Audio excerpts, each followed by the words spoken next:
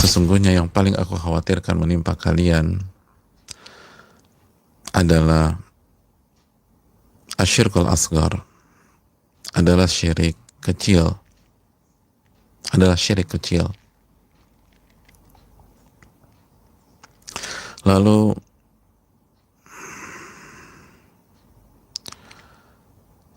para sahabat bertanya, "Wa ma huwa syirkul asgar ya Rasulullah?" Apa yang dimaksud dengan syirik kecil ya Rasulullah?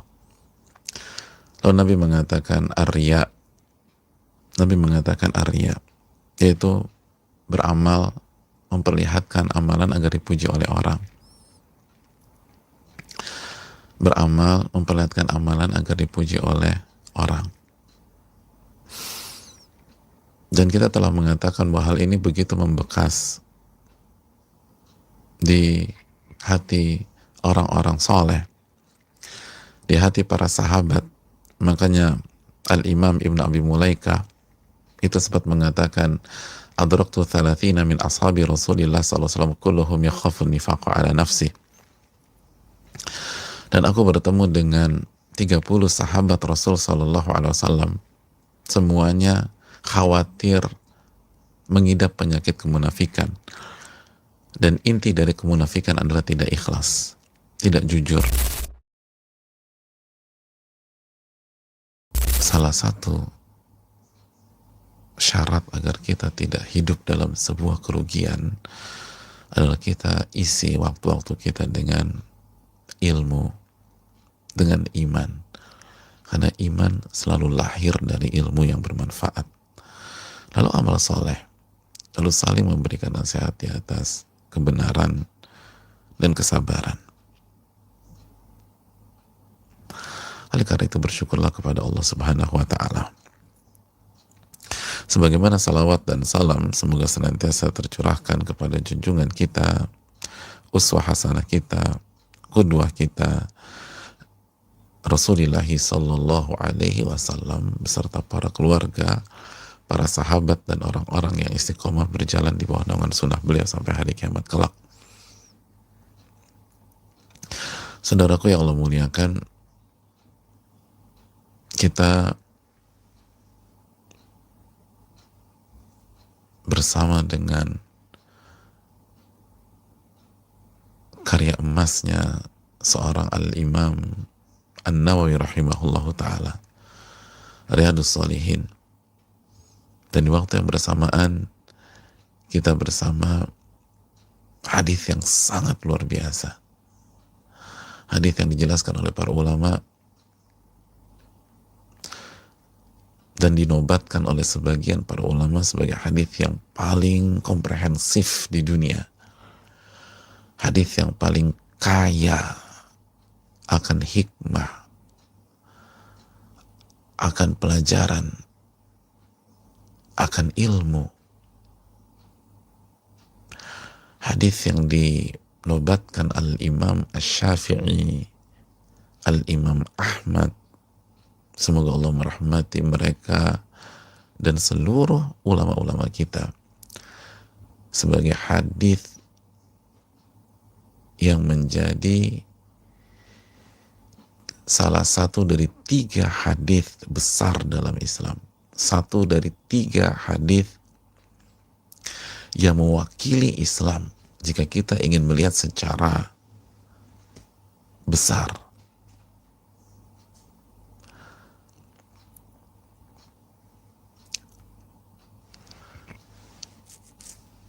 Secara global,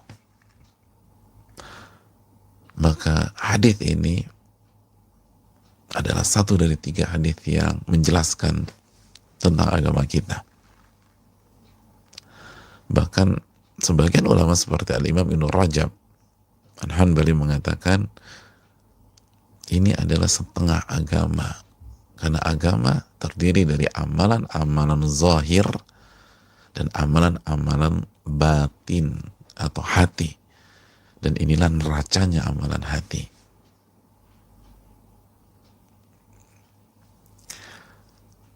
Hadis yang sangat luar biasa. Oleh karena itu, karena hadis ini dinyatakan hadis yang paling kaya akan faedah, yang paling luar biasa. Kita tahu sampai-sampai banyak ulama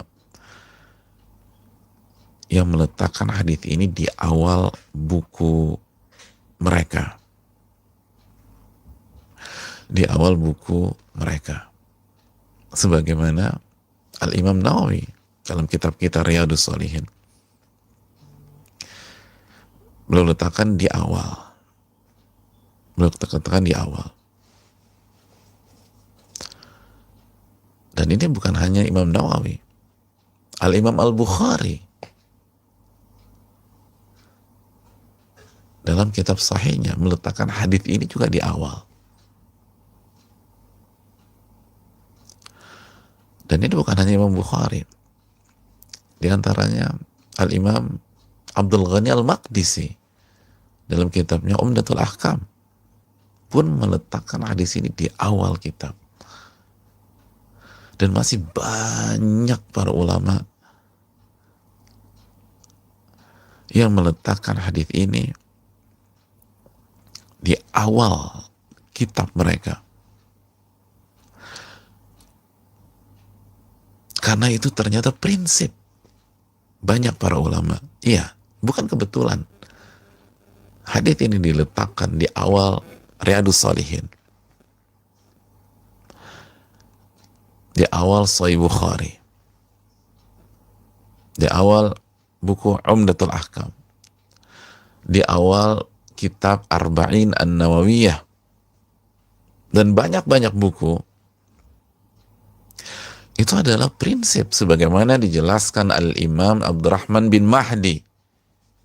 Salah satu ulama besar kita ini menyatakan yanbaghi likulli man sannafa kitaba an yabtadi'a fihi bihadzal hadits. Selayaknya, sepatutnya bagi setiap orang yang ingin menulis kitab, menulis buku, memulai bukunya dengan hadis ini. Kalau Anda ingin menulis buku, kata Al-Imam Abdurrahman bin Mahdi, mulailah dengan hadis ini. Kenapa? Tanbihan li talibi ala tashihin niyah. Sebagai bentuk peringatan, warning kepada setiap penuntut ilmu, setiap orang yang belajar, untuk senantiasa membersihkan, membenarkan, meluruskan niat mereka. Subhanallah. Lihat para ulama kita. Betapa semangatnya mereka memperbaiki niat. Hadirin yang Allah muliakan.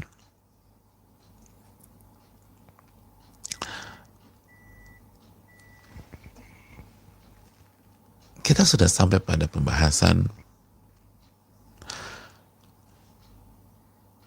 bahwa niat itu adalah keinginan dan tujuan. Dan niat lebih luas dari keikhlasan. Keikhlasan bagian dari niat.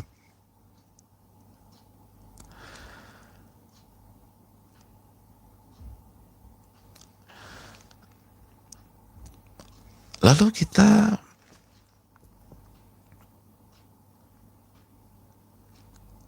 melanjutkan pembicaraan kita sampai pada bahwa niat itu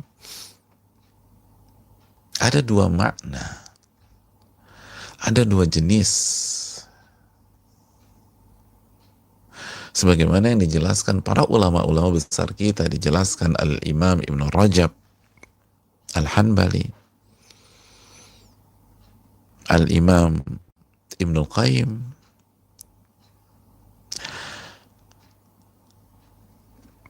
Al-Imam Az-Zarkashi, Al-Imam Ahmad bin Abdul Halim, dan para ulama-ulama besar kita.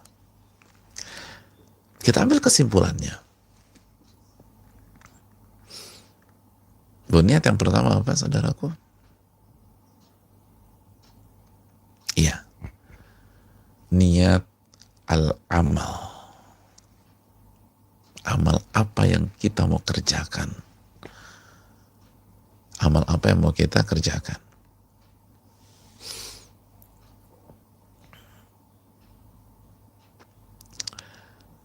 Sebelum kita melakukan sesuatu, niatkan dulu, kita mau ngerjain apa nih? Kita mau mengerjakan apa?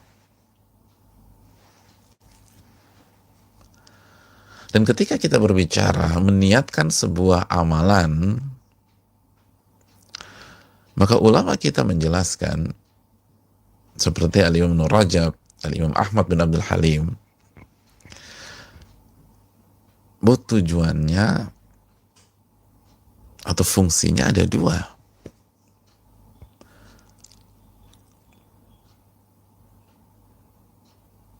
Yang pertama, untuk membedakan mana ibadah dan mana non-ibadah. Karena di beberapa amalan, gambaran antara sebuah ibadah dan non-ibadah itu sama. Bukan hampir sama lagi, sama. Yang membedakan ini ibadah dan ini non-ibadah, ini kegiatan sehari-hari, ini adat. Kalau pakai bahasa fikih, ini adat. Ibadah dan adat. Itu hanya niat. Contoh, mandi janabah atau mandi Jumat buat laki-laki. Mandi junub atau mandi janabah atau mandi Jumat, mandi ihram, mandi id, itu kalau kita bandingkan dengan mandi kebersihan, mandi pagi, mandi sore, siang juga boleh, terserah, itu bisa jadi mereka punya tata cara yang sama persis 100%. Jika kita bicara mandi mujzi, mandi yang penting sah, yaitu basahkan seluruh anggota tubuh. Yang membedakan apa? Niat. Yang membedakan niat. Itu yang membedakan. Atau misalnya seseorang ke Masjidil Haram, lalu dia mau tawaf. Ada orang juga masuk Masjidil Haram hanya mau jalan pagi. Daripada gue jalan pagi nggak jelas di luar, dengan gue jalan pagi aja keliling Ka'bah. Tapi dia nggak niat tawaf sama sekali, dia niat jalan pagi. Ini baru mana bakar lemak nih. Udah berdua kebetulan ketemu di tangga, masuk bareng. Itu sama-sama muterin Ka'bah. Sama-sama muterin Ka'bah. Oh, tapi kan yang tawaf kan zikir. Oke, jalan pagi zikir deh. Sambil jalan pagi, gue mau zikir pagi gitu. Aku mau zikir pagi. Boleh nggak? Ya boleh-boleh aja. Yang satu dapat pahala tawaf karena ibadah, yang satu cuma jalan pagi. Sama-sama muter. Sama-sama muter. Kenapa? Niat. Yang satu jalan pagi, yang satu tawaf. Dan contoh banyak, saudaraku yang mulia, untuk membedakan niat. Adapun fungsi yang kedua, untuk membedakan antara ibadah yang satu dengan ibadah yang lain. Maka kita harus meniatkan amalan apa yang kita mau kerjakan. Sebagaimana ketika azan subuh, lalu seorang sholat 2 rakaat,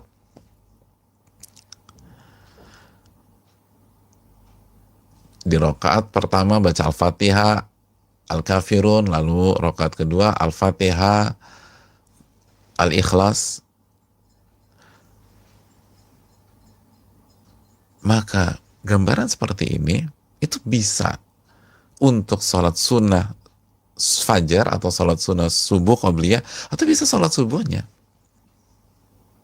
atau sebaliknya rakaat pertama Al-Fatihah, misalnya Al-Fatihah Al-Kautsar, lalu rakaat Al-Fatihah Al-Asar, boleh nggak sholat qobliyah subuh pakai surat di atas? Ya boleh. Sholat subuh boleh juga. Terus kita bedakan mana dong? Ini sholat subuh, ini qobliyah subuh. Innamal a'malu binniyat. Sesungguhnya setiap amal ada niatnya.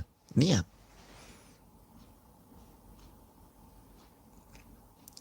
Yang membedakan niat.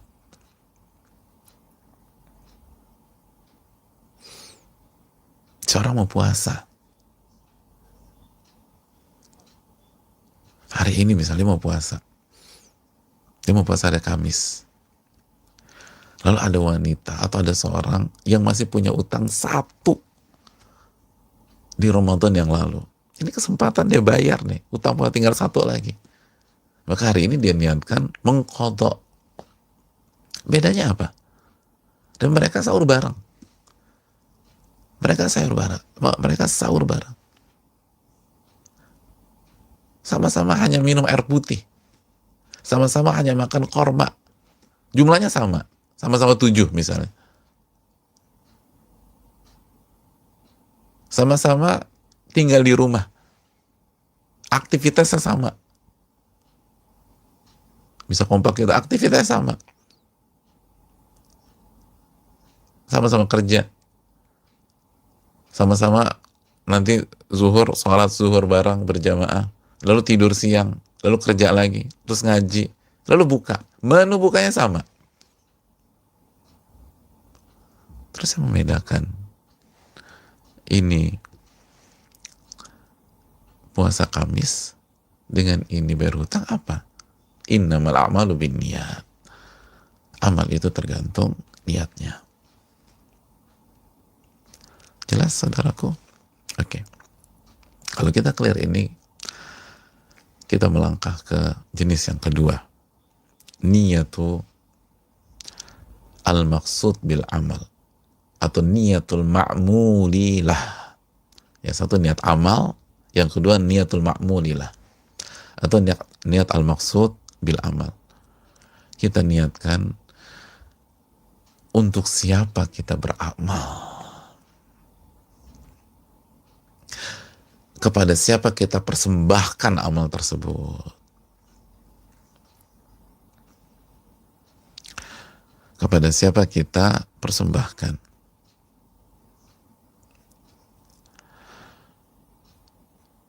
Hadirin yang Allah muliakan.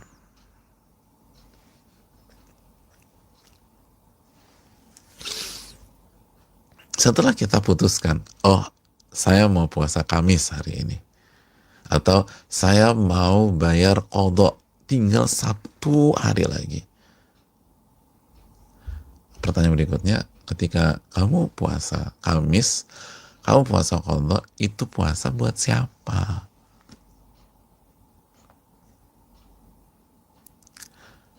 Buat siapa? Oh, dia ternyata puasa Kamis tuh buat cari muka sama calon mertuanya. Mungkin nggak? Mungkin aja. Kalau mertuanya bos dia, emang lagi ngincer anaknya, dan sampai sekarang berjalan mulus, dan tetap harus bangun personal branding yang bagus, dia puasa deh.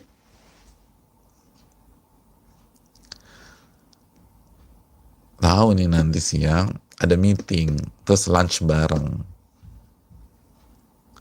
Kan enak ngomongnya, kamu nggak ikut makan? Makasih Pak. Makasih apa? Puasa. Kan enak. Boleh juga nih anak nih, cocok sama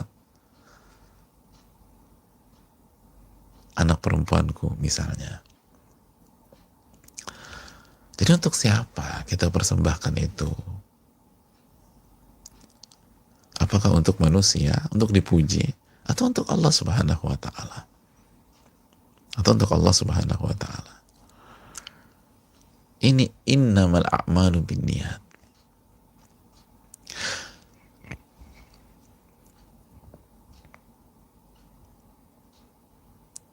Saudaraku yang Allah muliakan. Dan ini penting. Ini penting. Dan ketika kita meniatkan sebuah amalan, sebuah ibadah,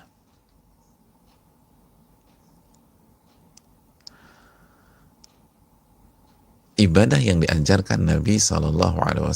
Masih ingat keterangan Al-Imam Ibnu Rajab bahwa ada dua neraca.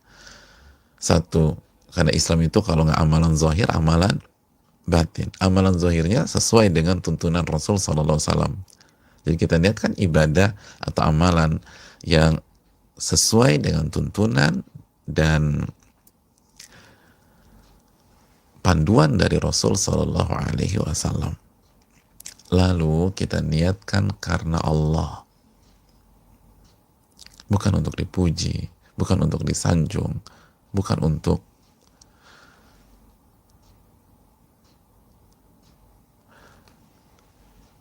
mendapatkan beberapa hal dari dunia, maka itulah pahala. Itulah sabda Nabi SAW, innamal a'malu binniyat wa innama likulli imri'in ma nawakunya. Amal-amal itu tergantung niatnya, dan setiap orang akan diganjar sesuai dengan niatnya, sesuai dengan niatnya.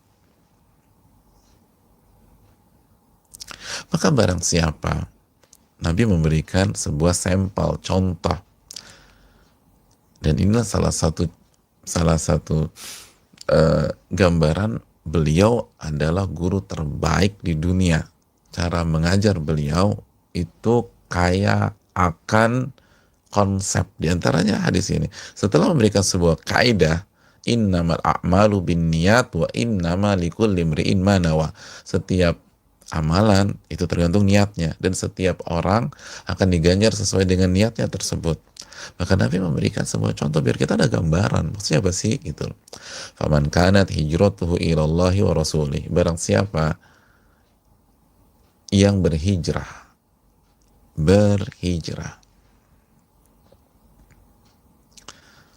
Ini ibadah yang sedang hits banget pada hari-hari ini. Berhijrah. Dia niatkan untuk Allah dan Rasulnya. Fahijratuhu ilallahi wa rasulih. Maka ia mendapatkan Allah dan Rasulnya. Niatnya Allah dan Rasul, dia dapat. Ibadahnya apa? Hijrah. Hijrah dituntunkan oleh Rasul SAW.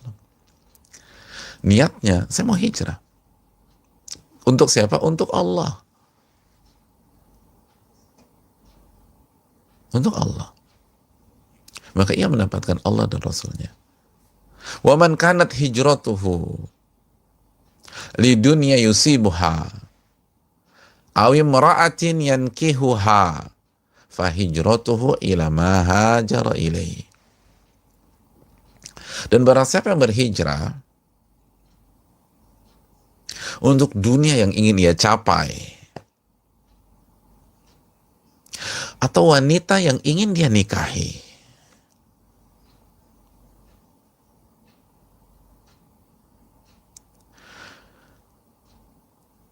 maka hijrahnya hanya untuk itu. Dia nggak dapat Allah, dia nggak dapat Rasul Sallallahu Alaihi Wasallam. Ia nggak dapat pahala. Ia hanya mendapatkan dunia atau wanita. Hanya dapatkan dunia atau wanita. Subhanallah. Saudaraku yang Allah muliakan, beliau memberikan sebuah sampel, contoh hijrah.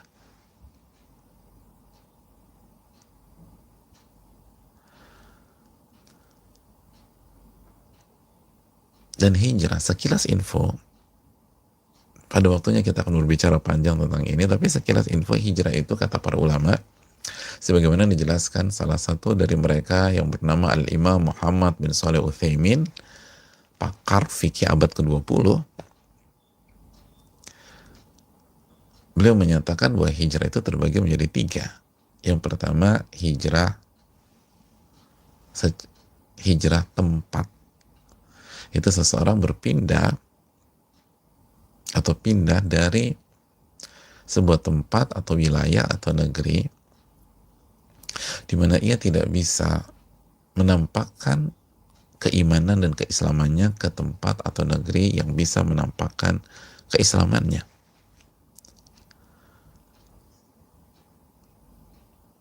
Itu hijrah. Sebagaimana sebagai contoh hijrahnya para sahabat ke Ethiopia, yang notabene itu negeri bukan negeri muslim, tapi Najasyi selaku raja pada saat itu memberikan jaminan keamanan untuk para sahabat mengamalkan iman dan ibadah mereka. Padahal bukan negeri muslim di Ethiopia, Habasyah, sebagaimana kita tahu sirahnya. Atau ketika Nabi SAW dan para sahabat hijrah dari Mekah ke Madinah. Dan kenapa mereka hijrah dari Mekah? Karena di Mekah mereka tidak bisa menampakkan keislaman mereka, nggak bisa ibadah. Khususnya yang pergi ke Ethiopia itu disiksa orang-orang kecil yang nggak punya jaminan perlindungan, seperti Mus'ab bin Umair. Beliau hijrah ke Ethiopia.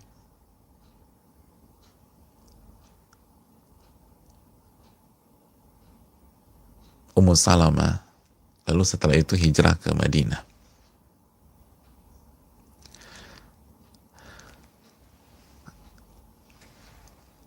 Orang yang nggak bisa sholat di sebuah negeri, dia harus hijrah. Dan seterusnya. Nggak bisa menampakkan dan mengamalkan agamanya. Yang kedua, hijrah perbuatan. Sebagaimana sabda Nabi SAW, wal muhajir man hajara ma nahallahu an. Dan orang yang berhijrah adalah orang yang meninggalkan apa yang Allah larang. Apa yang Allah larang.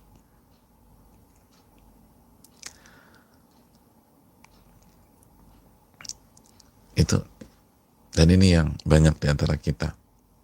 Mereka tidak berhijrah satu tempat, tetap stay di Jakarta misalnya, tetap stay di Tangerang misalnya, mereka tetap tinggal di Bekasi atau tinggal di Depok, tapi dulu wah begajulan aku nih Pak Ustadz,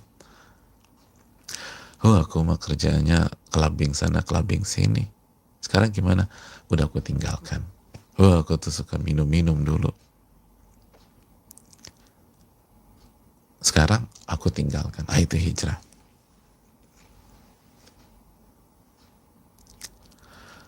Yang ketiga, hijrah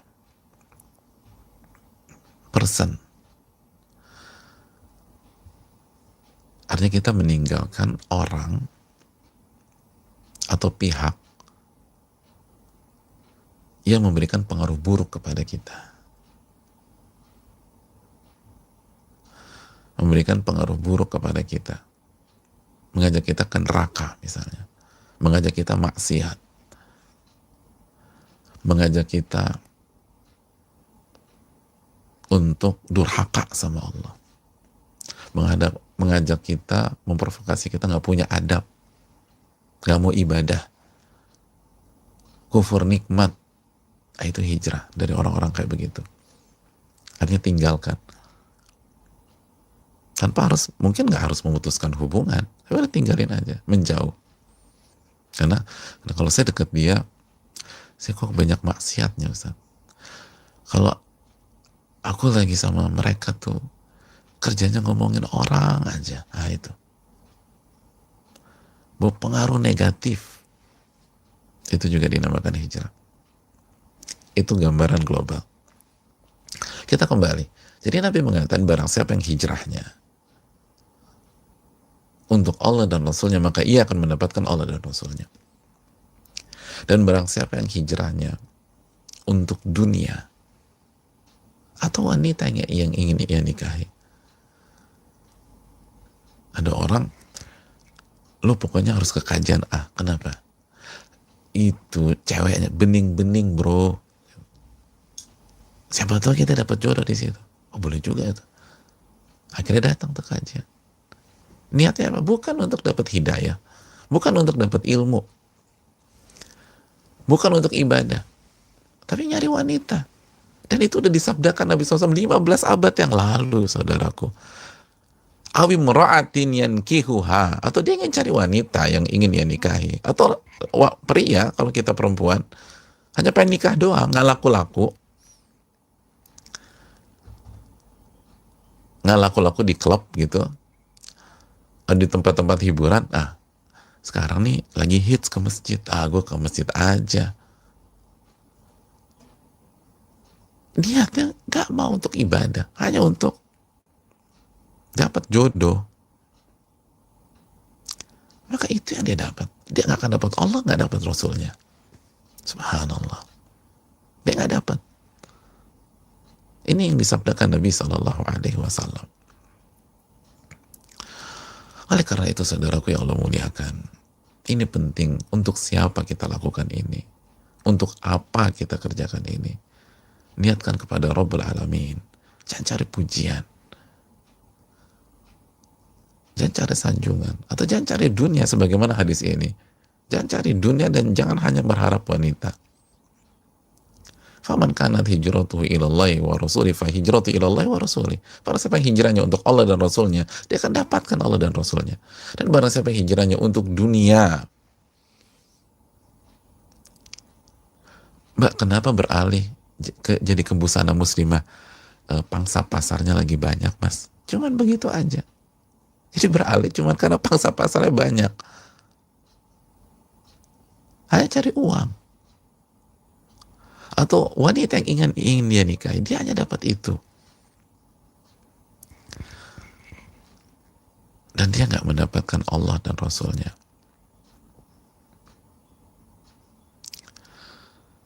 Hadirin yang Allah muliakan.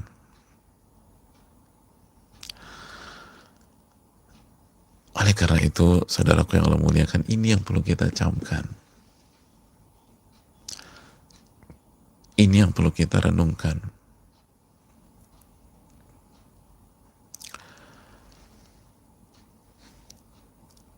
Apa niat kita? Apa niat kita? Dan kalau kita beribadah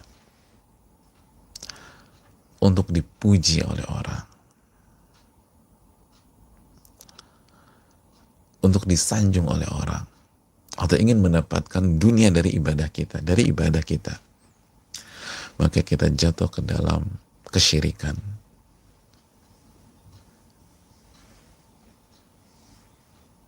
Minimum syirik kecil. Nabi SAW bersabda, akhafu ma akhafu ala ummati, dalam riwayat akhafu ma akhafu alaikum asyirkul asghar.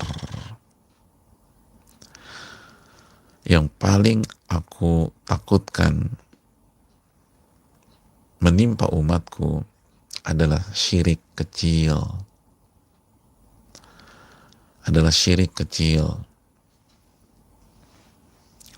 Nabi SAW ditanya, apa itu syirik kecil ya Rasul? Beliau mengatakan, ar-riya. Syirik kecil adalah riya.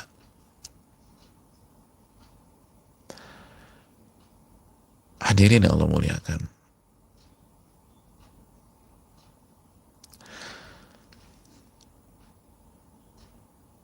Hadis ini dikeluarkan Imam Ahmad dan lain-lain.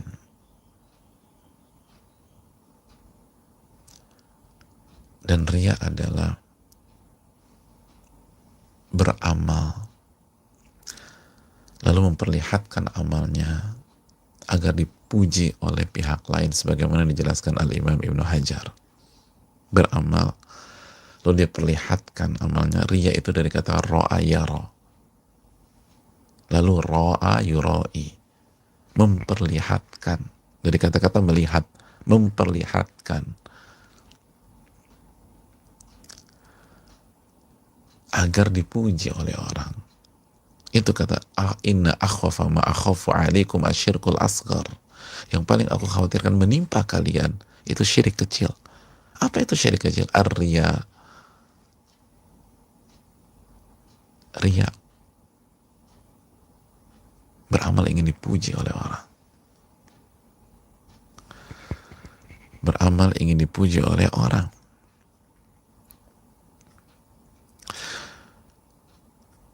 Hadirin yang Allah muliakan.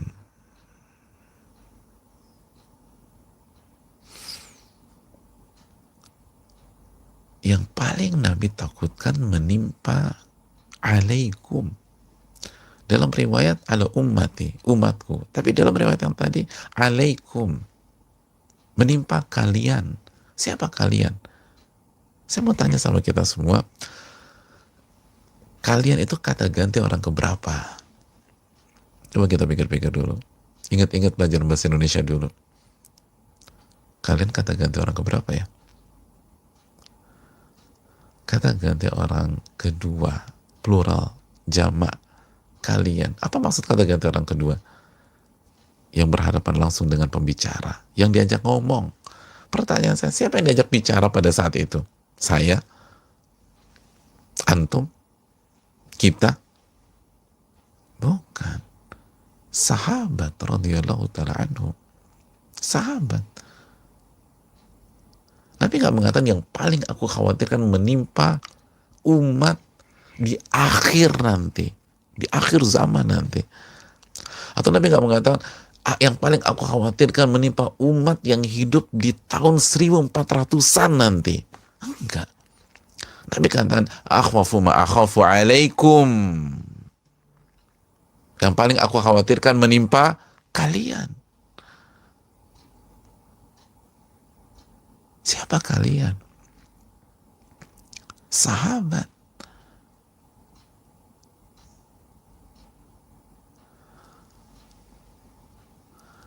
Oh berarti kita aman Pak Ustadz. Alhamdulillah. Saya udah tegang tadi Pak Ustadz.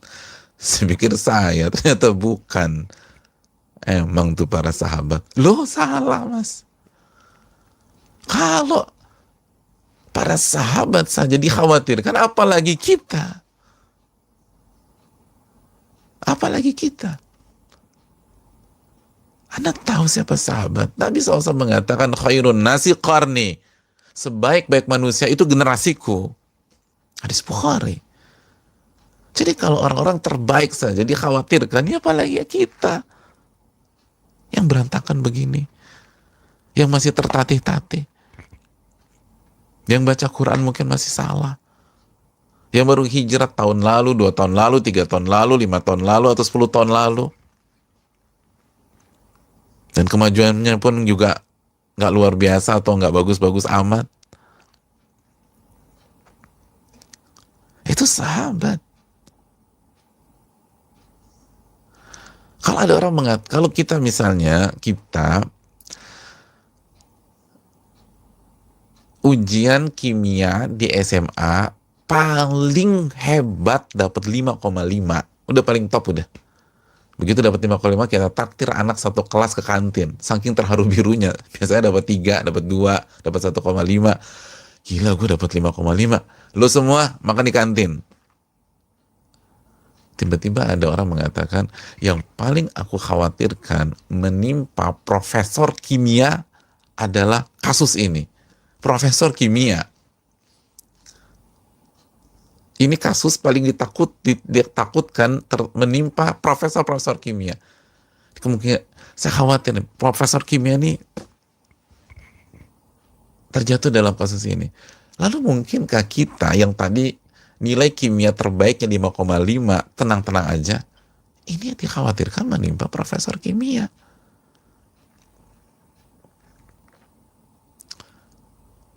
Apalagi kita.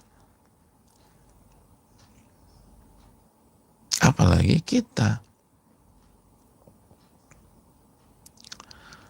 Oleh karena itu saudaraku yang Allah muliakan,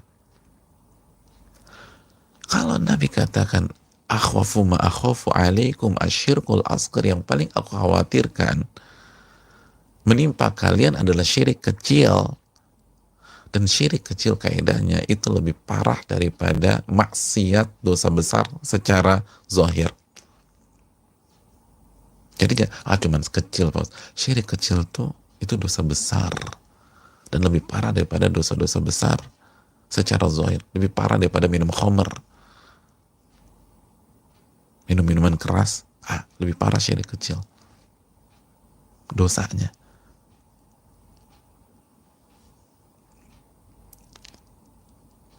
Itu mereka, itu sosok-sosok seperti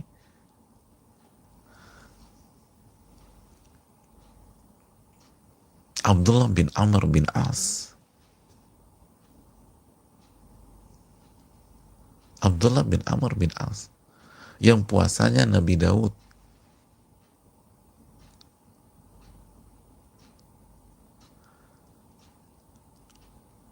yang khataman Qur'annya 3 hari khatam, 3 hari khatam, 3 hari khatam. Sebelumnya sehari khatam, sehari khatam, sehari khatam.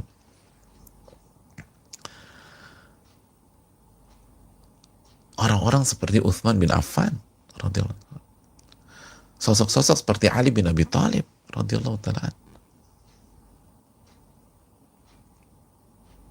Seperti Umar bin Khattab radhiyallahu ta'ala yang menginfakkan setengah hartanya. Sosok-sosok seperti Abu Bakar As-Siddiq yang menginfakkan semua hartanya.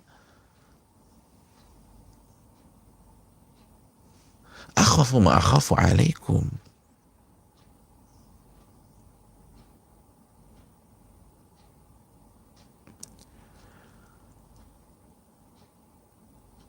Hadirin yang Allah muliakan, bisa nggak kita tenang-tenang aja? Bisakah kita meremehkan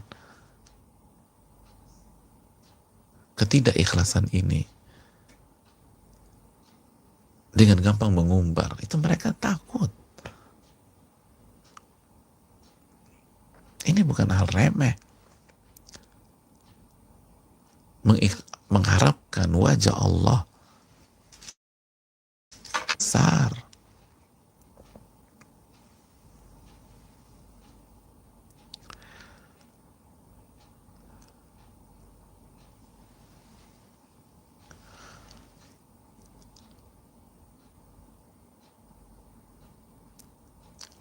Wanita-wanita seperti Aisyah, seperti Ummu Salamah, seperti Ummu Sulaim. Akhwafu ma akhafu alaikum. Lalu kita para wanita hari ini santai-santai aja. Enggak, aku ikhlas kok, aku ikhlas.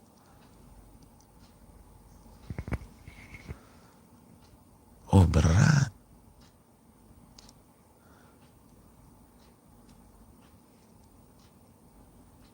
Hadirin yang Allah muliakan.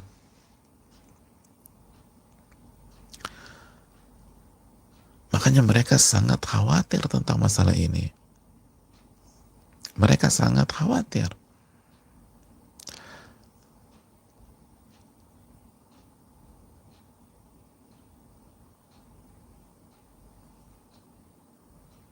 Al-Imam Ibnu Abi Mulaika,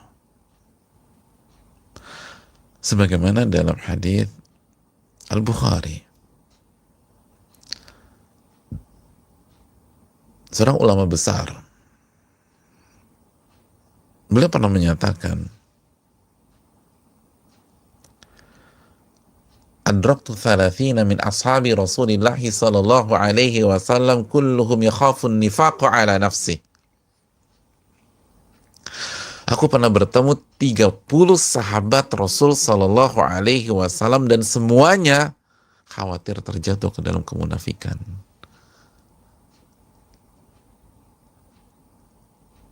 Dan bahan bakar kemunafikan adalah ketidakikhlasan. Inti dari kemunafikan itu tidak ikhlas.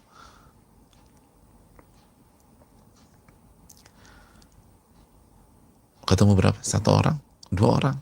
Adraktu 30 min ashabi Rasulillah sallallahu alaihi wasallam. Aku ketemu 30 sahabat.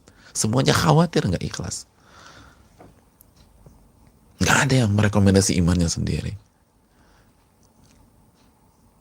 secara terang-terangan maupun secara halus.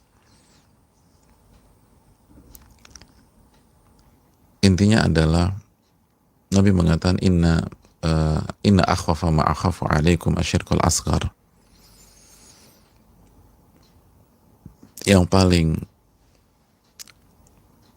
Sesungguhnya yang paling aku khawatirkan menimpa kalian adalah asyirkul asghar, adalah syirik kecil,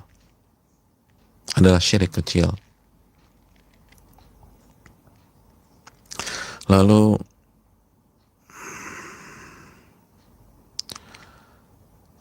para sahabat bertanya, "Wa ma huwa syirkul asghar ya Rasulullah?" Apa yang dimaksud dengan syirik kecil ya Rasulullah? Lalu Nabi mengatakan ar-riya. Nabi mengatakan ar-riya, yaitu beramal, memperlihatkan amalan agar dipuji oleh orang. Beramal, memperlihatkan amalan agar dipuji oleh orang. Dan kita telah mengatakan bahwa hal ini begitu membekas di hati orang-orang soleh, di hati para sahabat. Makanya Al-Imam Ibn Abi Mulaika itu sempat mengatakan, adraktu 30 min ashabi Rasulillah SAW kulluhum yakhafu nifaqa ala nafsi. Dan aku bertemu dengan 30 sahabat Rasul SAW, semuanya khawatir mengidap penyakit kemunafikan. Dan inti dari kemunafikan adalah tidak ikhlas, tidak jujur. Niat itu bukan ke Allah Subhanahu wa Ta'ala. Dan yang ditemui oleh Imam Ibnu Abi Mulaika itu bukan sahabat-sahabat kecil, tapi banyak sahabat-sahabat besar.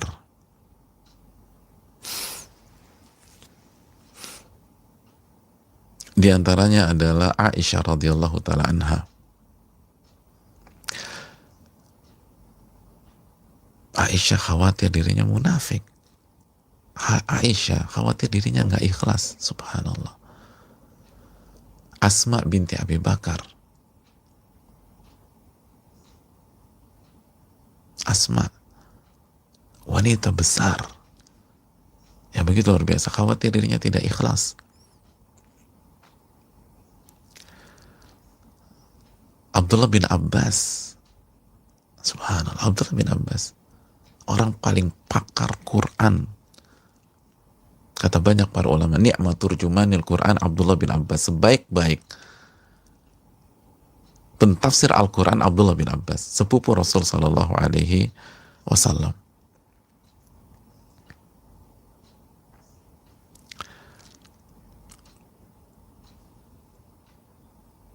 Ibnu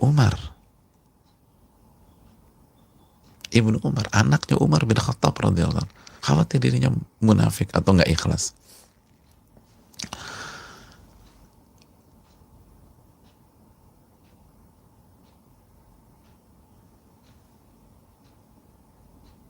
Oleh karena itu, ini yang perlu kita camkan bersama-sama.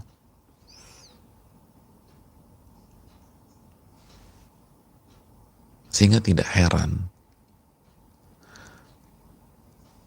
imam besar penulis kitab Riyadhus Shalihin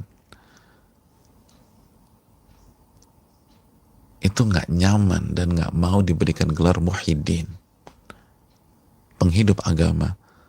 Dan beliau kata, la aja'alu fi hilin man laqabani muhyiddin. Aku nggak halalkan orang yang memberikan gelar muhyiddin kepada diriku. Kenapa? Karena belum ngerti hakikat itu. Ulama kita ngerti, ini nggak mudah. Ini yang paling ditakutkan Nabi SAW. Kalau beliau paling takut menimpa para sahabat, apalagi kita. Makanya beliau nggak mau.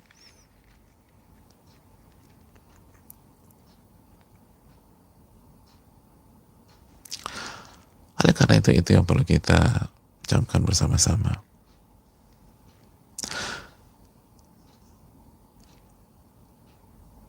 Marilah kita jaga keikhlasan kita.